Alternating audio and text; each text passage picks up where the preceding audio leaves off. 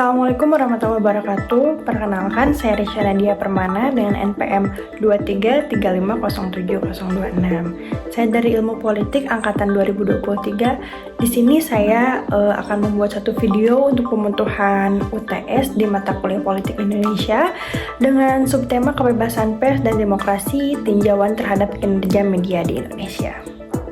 Pertama, di sini saya akan menjelaskan bagaimana perkembangan kebebasan pers dan demokrasi di Indonesia dalam waktu kurun beberapa tahun terakhir, dan juga bagaimana Indonesia mengalami indeks penurunan kemerdekaan pers yang cukup drastis.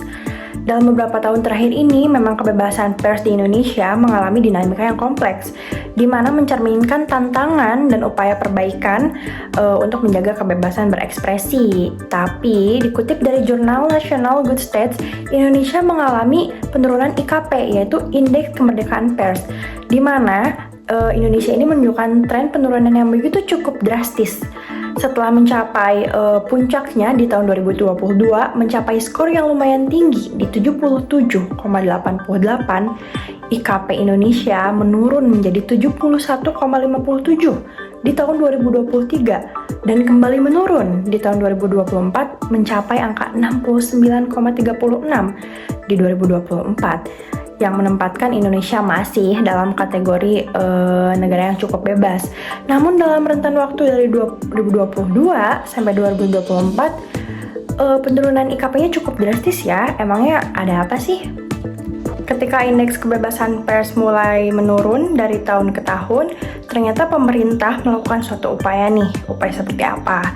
Nah, dikutip dari website Nasional Indonesia, Reuters, tepatnya di tahun 2024 kemarin, di bulan Desember, pemerintah ini berencana melakukan suatu amnesti terhadap 44.000 narapidana, termasuk aktivis yang dihukum karena kasus pencemaran nama baik dan ujaran kebencian, penyalahgunaan media sosial juga, di bawah Undang-Undang Informasi dan Transaksi Elektronik atau kita kenal dengan UU ITE.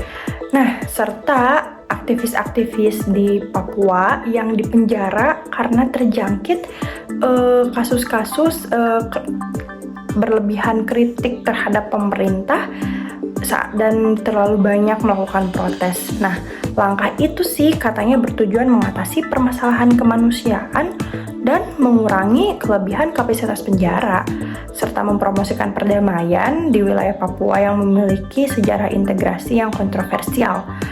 Nah, namun terlepas dari upaya pemerintah tersebut, masih ada loh ternyata intimidasi terhadap jurnalis yang sering terjadi. Salah satu contoh kasus besarnya yakni pada Juli 2022. Ada 2 jurnalis mengalami intimidasi saat meliput kasus penembakan di kediaman Kepala Divisi Profesi dan Pengamanan atau Kadifropam Polri Irjen Verdi Sambo. Nah, mereka ini didatangi oleh 3 pria yang merampas ponsel dan menghapus semua rekaman-rekaman liputan serta melarang mereka meliput lebih lanjut nih di area tersebut. Nah, kasus ini menyoroti perlunya perlindungan lebih bagi jurnalis yang meliput isu sensitif. Hal tersebut juga diliput di salah satu website nasional juga, Amnesty Indonesia.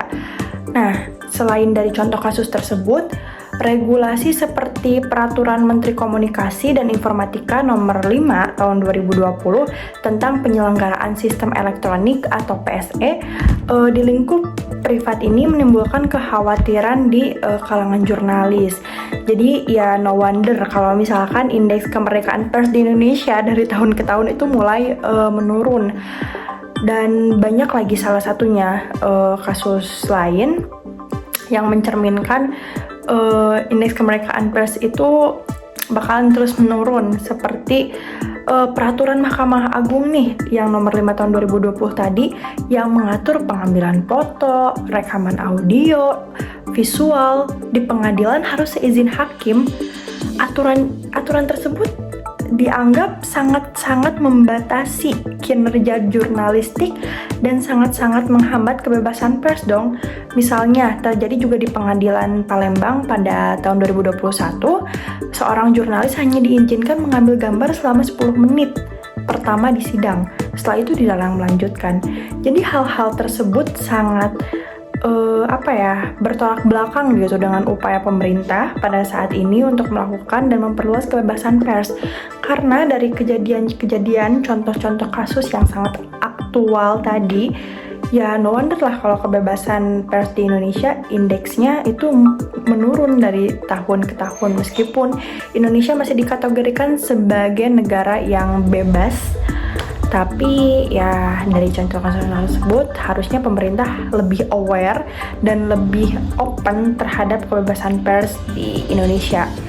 Jadi secara keseluruhan, meskipun terdapat upaya memperbaiki situasi dari pemerintah tadi, amnesti tadi, seperti rencana amnesti bagi aktivis, namun intimidasi terhadap jurnalis dan regulasi yang dibuat pemerintah berpotensi sangat-sangat membatasi kebebasan pers, yang menunjukkan perlunya komitmen nih yang lebih kuat dari pemerintah dan juga masyarakat untuk melindungi dan mempromosikan kebebasan pers di Indonesia.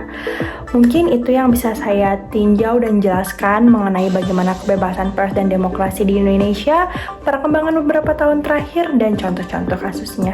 Saya Risha Nadia Permana, terima kasih.